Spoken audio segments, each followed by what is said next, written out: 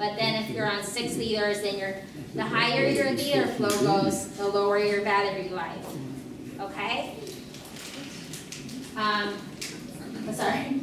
Yeah, so it's a very expensive machine. Before you buy one, do your research. You have to ask, what if it breaks? Where do I go to get it fixed?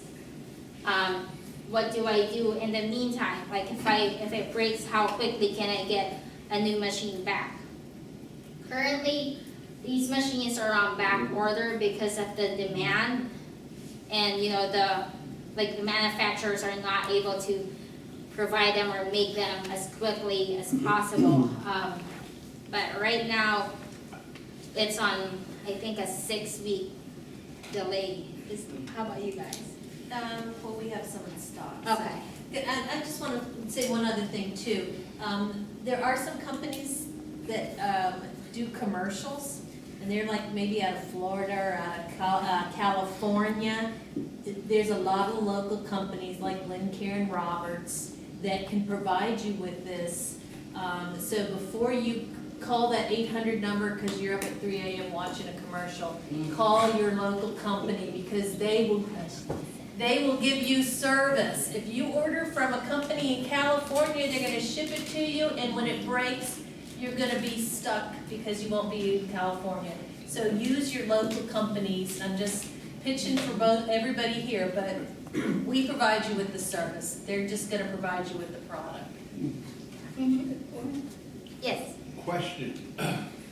What's the lifespan of these portable oxygen, the average?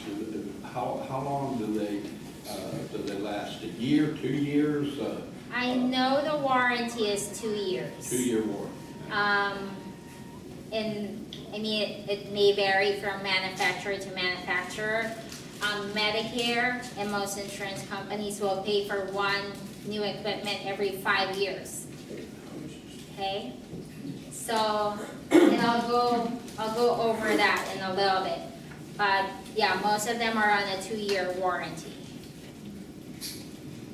Yes. Regular tanks give you 100% oxygen. Liquid gives you 100% oxygen.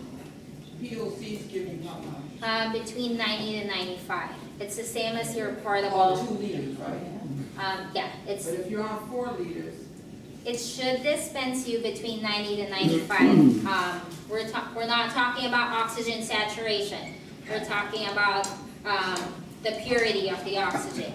It's like your oxygen concentrator that'll give you about between 90 to 95% oxygen purity. So this one on 4 liters should still give you between 90 to 95. Any other questions?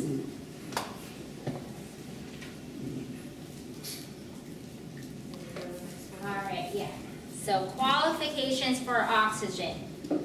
Gone are the days where your doctor says this patient needs oxygen and they'll just write a prescription saying oxygen 2 liters continuous, and they give it to you and you give it to your oxygen provider and they'll deliver it. Gone are those days. Now, insurance companies, Medicare especially, they need proof. Why does this patient need oxygen? The magic number is 88%. 88% is the number or your oxygen saturation level. That's the point where Medicare and most insurance companies will start paying for oxygen. We all know how we determine that? no. No. Let's talk about the pulse ox. Yeah. Okay, you So got one with you today? I don't. Anybody? You got one, Jonathan? John, Sorry, I didn't bring money. You got one? Ladies, got one?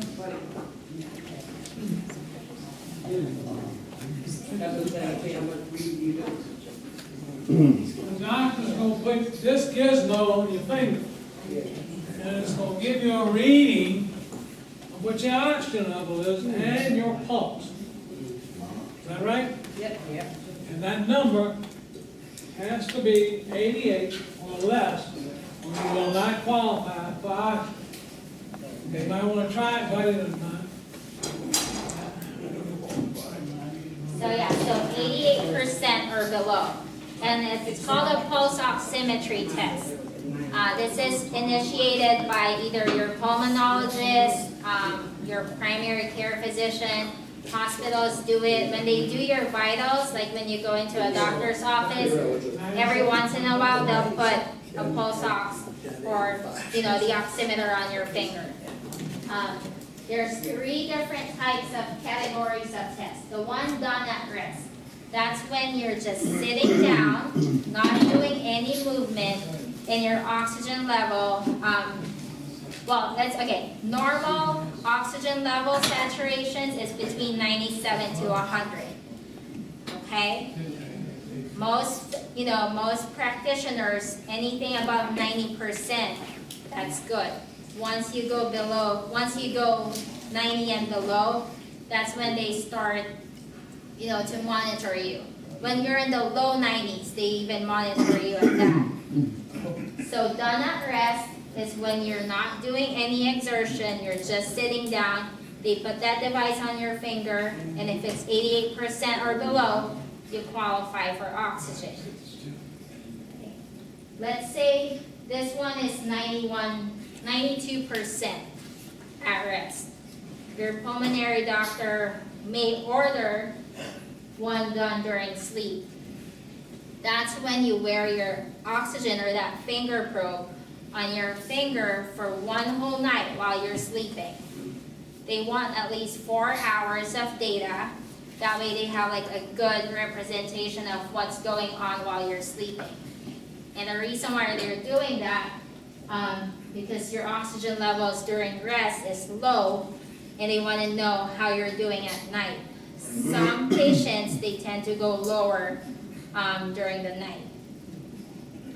So you still have to be 88% or below, but it has to be 5 minutes. And it's not like 5 consecutive minutes, it's 5 cumulative minutes. So if you, let's say you slept for 4 hours, and during the first hour, your oxygen level dropped to 87 for about 2 minutes. Then, during the middle of the night, like on hour 3, your oxygen level drops again, and it's for 3 minutes. So that will qualify you for the oxygen. Most companies, they deliver, the pulse ox to your house, and they pick it up the following day. So it's a test that it's only $39.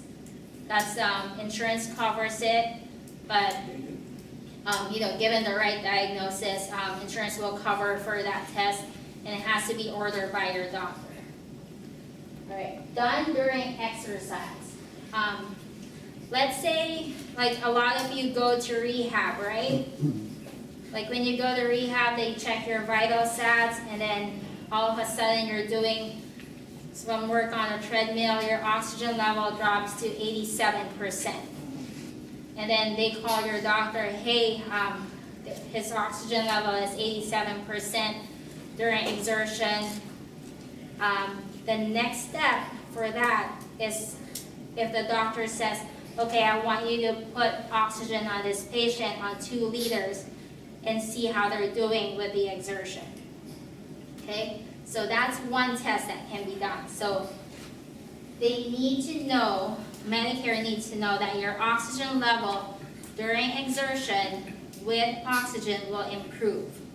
And you and I think, all know that whenever you add oxygen during exertion, your oxygen levels should go up. But Medicare added that to show the improvement, because a lot of physicians are missing it. A lot of physicians are only doing the test done at rest and done on exertion, on room air, meaning no oxygen, and they miss the part where you have to add the oxygen. If they miss that part, Medicare is not going to pay for it. So if Medicare doesn't pay for it, you don't want to pay out of pocket for it. And if you don't want to pay out of pocket for it, you're not going to get the oxygen, and then, or you have to go back to your doctor to get requalified. Your oxygen providers, most of them have worked very closely with their, the doctor or the referral sources that they work with, in trying to make sure that they do this correctly, to add oxygen during exertion. okay? You probably, like if you go to your pulmonary doctor, you'll probably have like the medical assistant, walk you with oxygen, and you're wondering, why are they doing this? This is to make sure that your insurance company will pay for it. Because as much as possible, we do not want you to pay for the oxygen at all.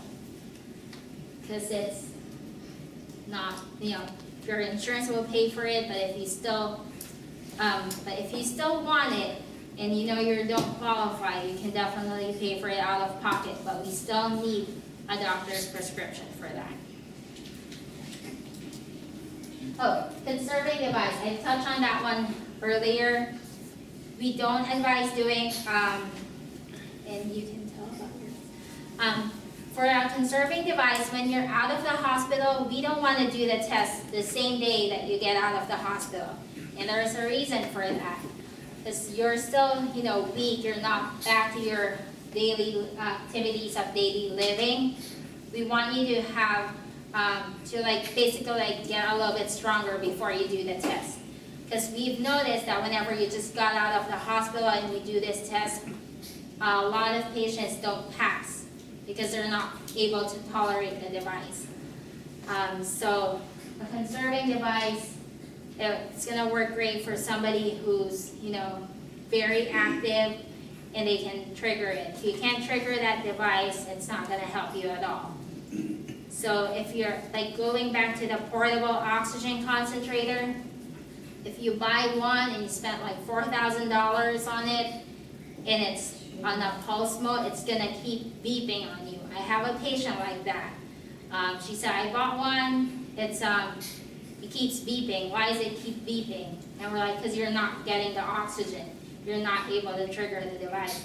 And she just spent $4,000 on it, and she can't use it. So you don't want that to happen to you. All right, choosing an oxygen provider. I don't know, what's a conserving device? It's the one, were you listening? A conserving device, it's the one that only gives you oxygen on demand. So when you inhale, it'll give you a puff of oxygen, and when you exhale, it doesn't give you any oxygen. So, right, usually when you get out of the hospital, you'll get a regulator. So a regulator, once you pass a conserving device, you don't have to use your regulator anymore. You put that conserving device on your oxygen tank. Oh, okay. Yes. Those portable